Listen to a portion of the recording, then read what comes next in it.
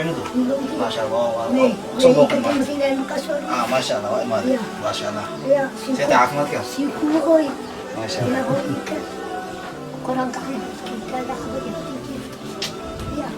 lacagtan adaa iskale maasha Allah adaa iskale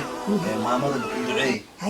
halkani waa tuulada Kulundi waxay 3 kiiloomitir dhanka waqooyi bari kaga beegan tahay magaalada Joore caasimadda Hirshabelle dadka degan tuuladan waxaa lagu qiyaasaa tiradooda 380 ruux waa tuulo dadkooda ku tiirsan yihiin xagga wax soo saarka beeraha iyo dhaqashada xoolaha ujeedada safarkan ku tagnay tuuladan ayaa ah inaan wax ka ogaano maama Shaami Abikar da'deedu tahay 70 sano jir sidoo kalena arag la nolosheeda waxay ku maareyn jirtay sidoo kalena ku tiirsaneed Allah u naxariistay wiilkeeda oo 6 bil ka hor ka dhintay hadda dunida waxay ku noqotay kelinimo waxa uu helo ah dariska ka dhow guriga ay degan tahay maama Shaami Abikar ma haysato qof caabi markii waxay ugu baahato gurigeeda dhexdiis qof walba bini'aadan ah ayaa u baahan wehel iyo caawinaad noloshan kelinimada ah maama Shaami Abikar waa ila qabsatay ma karsan karto cunto mana awoodo inay aado suuliga sidoo kale waxaa jira waxyaalo badan oo iyaga sheekeysay aan u qarin duruufo awgeed ay jirta qof walba soo gaar muuqaalkan ayaa dareemi kara dhibaatada iyo duruufaha haysata maama Shaami Abikar oo ah maama arag la aan wax qabsan karin waxayna walaalaha muxsiniinta meel walba dunida ka joogan waxay ka codsatay inay soo garab istaagaan waxaan u daceeha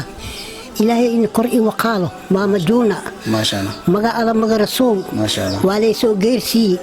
وحواي سو جيرسي يوفس يسلم نسمي واي سو جيرسي ما شاء الله إلهي قرأ علينا على قاله ها ما شاء الله محط يعني أباهنت هذا وقبنا أنا وحان أباهناي وح من كان أنا كلنا ملها سانا عرضا هوستيل إسكيل فدياي برصورو دقي كيني أو اللي كيني ولا لا مسلمين وحنك حقسنا إني يسوع قربيان أو وح يسوع ديبان صح ظروفتنا إسكايغا نوشاي وماما إن دولا حتى ما أود إن سعوتو gurigan iskaaga jirta gurina oo u jeedin inkastoo guriga oo dunsan yahay waxa u baahan tahay gurigan in yaani oo loo dhiso wax loo sameeyo dhisma waxa ugu muhiimsan nolosheeda ma haysato xitaa waxay maanta ay cunto sida